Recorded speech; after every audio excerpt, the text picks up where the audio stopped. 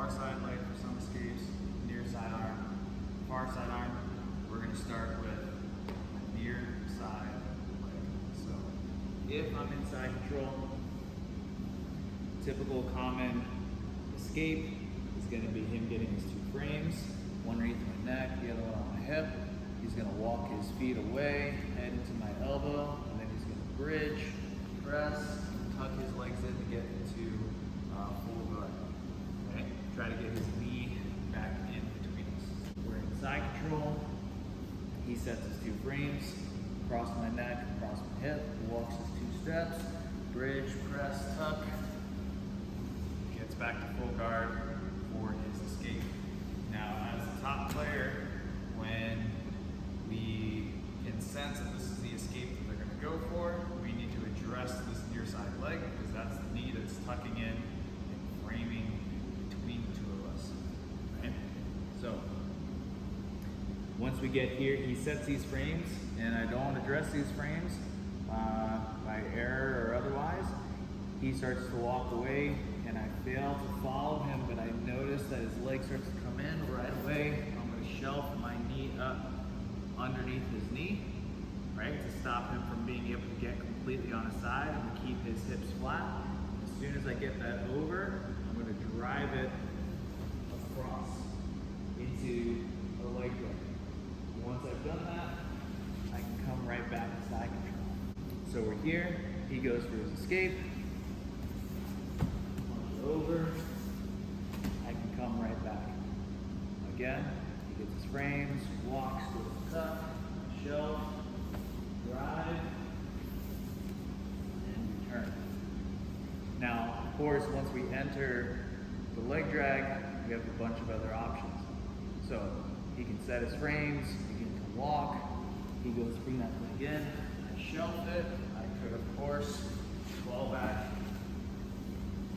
into an inside heel hook. We're in side control, he begins to escape, I shelf, back, and then set. In side control, he's going to set his two frames, he's going to try to bring that knee in, I'm going to drive it over to a leg drag, but now I'm going to drive my elbow down and switch my grips. Here. Now I can begin to pressure through and pass the mount. Nice and heavy, forward pressure, I drop my right hip, bring my knees together, switch to my left hip. Stretch his foot out, punch him up to open up the space. My knee assumes his knee to his stomach, and then I step over into mount with a head and arm grip. We're in side control. He sets his two frames, begins to walk, create space, tucks that knee in, I'm going to drive across, cut my elbow down, and pin his shoulder heavy towards my head. I'm going to switch my hips, so my knees are together, kick his ankle up, punch him up, not switch again, over the leg, over the hip, into a good mount with head and arm control. This time, he's going to be defending with his far arm, shooting up for an underhook, trying to get up to his knees and to dogfight. So what would end up happening is he can get his two frames, he can even take his two steps away, and then as he goes to bridge, he's going to shoot this underhook, he's going to come up, he's probably going to either pin my legs, go for a knee tap and take me down, right? Or whatever his preferred attacks from dogfight are. Now, when this happens, we're in side control, and again, he sets his two frames that we failed to address, and he begins to create some space. When we feel that he's going for this underhook, right away, I'm gonna punch my knee up to his armpit, almost trying to bring my knee to his elbow, tricep, armpit, to settle into mount. Once we're here, and he tries to open up that space, he's gonna go, and he's gonna give me an easy shot to take mount position. Now this will only work at the beginning of the escape, before he gets onto his side, but as soon as that underhook comes through, I'm going. So as he begins to escape and he shoots that underhook, stepping right over into full mount.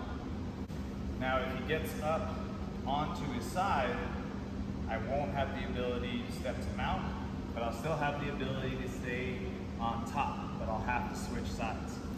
So as he begins to set his frames, he walks away and he gets that underhook and he gets up sideways. I'm punching this arm down the same way I would as he comes up to dogfight, but he hasn't made it all the way up to his knees yet. Once he's on his side, I'm punching down. I'm leaning my weight onto his shoulder and my leg has come up. Now I'm gonna pass over his head and switch my feet. And I'll end up in side control on the other side. He can go to the same thing again, sets his frames, walks his feet, punches that underhook, and gets up to his side. And again, I'm punching my arm down, heavy on the shoulder as I spin through, keeping the arm control and coming right back. This is a good infinity drill.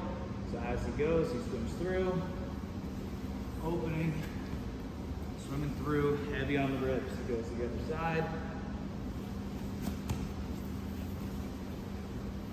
Again. One more time.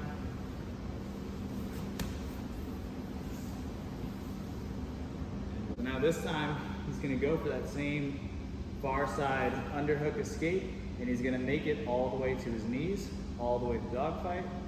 He goes ahead, punches through. I'm still gonna whizzer and punch my arm down, but I don't wanna stay in this dogfight, knee to knee, hip to hip. So as he's coming up and I'm punching through, I'm gonna sit out. I'm gonna end up on a front headlock. Where we go from here, we have a number of different options, right? But I've lost my top position, I've lost side control, unless I'm able to take his back or turn him over. He gets that far side underhook and he manages to get up to his knees. I'm taking my head offline, dropping this arm down heavy. I'm gonna sit out into front headlock. So he's gonna go for that far side underhook. I'm gonna shoot my whizzer down, taking my head offline. As I sit out, I'm gonna end up in a front headlock. One more time. Shoots that far side underhook, taking my head off to a front.